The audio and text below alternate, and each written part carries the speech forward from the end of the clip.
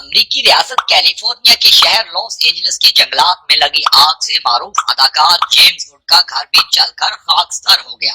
Los Angeles کے جنگلات میں لگنے والی اس آگ سے معروف شوبز شخصیات کے گھر جلے۔ شہر کے شمالی علاقوں میں تیز ہواؤں کے باعث پھیلنے والی آگ نے کئی گھروں کو اپنی لپیٹ میں لے لیا۔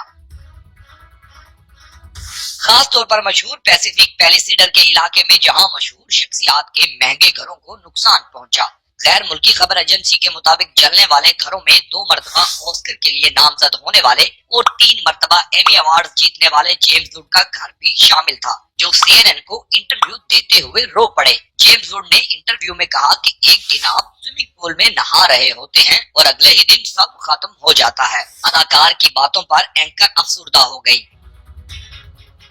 البتہ social media per James would کو صارفین کی جانب سے کوئی ہمدردی نہ ملی۔ متعدد صارفین نے جیمز کو وہ وقت یاد دلایا جب وہ اسرائیل کی غزہ میں کی جانے والی نسل کشی کی حمایت کر رہے تھے۔ عبداللہ نامی ایک صارف نے لکھا کہ جیمز ووڈ، جن کا گھر لاس اینجلس میں لگنے والی آگ میں جل گیا، اب وہ عملی طور پر غزہ کے فلسطینیوں کے دکھ اور درد کو سمجھ سکیں گے، جنہوں نے اسرائیل کی حمایت میں فلسطینیوں کو قتل کرنے کا مطالبہ کیا تھا۔ صارف نے لکھا، جو کوئی ناانصافی کرتا ہے یا اس کا ساتھ دیتا ہے، خدا اسے جلد یا بدیر سزا ضرور دیتا ہے۔ یہ خدائی انصاف ہے جسے وہی سمجھ سکتا ہے جس کے دل میں کچھ ایمان ہو۔ اس کے علاوہ امریکی اسلامی اسکالر اور شہریوں کے حقوق پر بات کرنے والے ڈاکٹر عمر سلیمان نے اپنے ٹویٹ میں کہا کہ دعا ہے کہ خدا لاس اینجلس اور اس سے باہر کے معصوم لوگوں کی جان و مال کی حفاظت کرے۔ انہوں نے لکھا، ہم مدد نہیں کر سکتے، لیکن اس بات کو نظر انداز نہیں کیا جا سکتا کہ غزہ کے لوگ اقتدار کے ایوانوں میں ظالموں کے ہاتھوں تباہ ہوتے رہے ہیں، ان ظالموں کی حمایت سے جو اپنی حویلیوں میں خود کو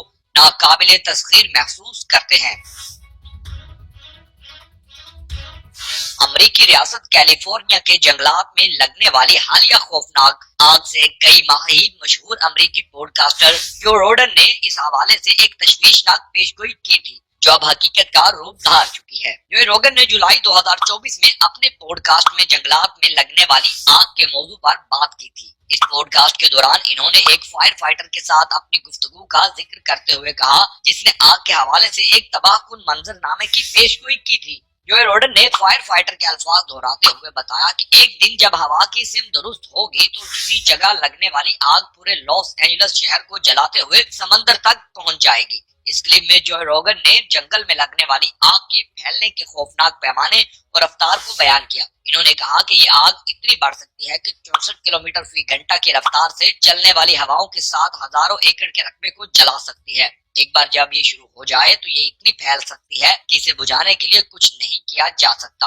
ایک امریکی اخبار کے مطابق جو روگن نے اس سے قبل بھی اپنے پوڈ کاسٹ کے مختلف اقساط کے دوران لاس اینجلس کے جنگلات کے آگ سے متاثر ہونے کے خطرے کے بارے میں تشویش کا اظہار کیا ہے۔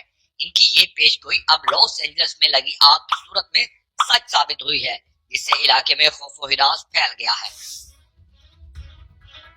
حکام آگ پر قابو پانے کی بھرپور کوشش کر رہے ہیں، تاہم تیز ہواؤں کے باعث آگ تیزی سے پھیل رہی ہے، جس سے مزید تباہی کا خدشہ ہے۔ یاد رہے کہ لاس اینجلس کے جنگلات میں لگنے والی آگ کو امریکی تاریخ کی سب سے مہنگی آفت قرار دیا جا رہا ہے، جس میں نقصان کا ابتدائی تخمینہ $150 ارب تک پہنچ گیا۔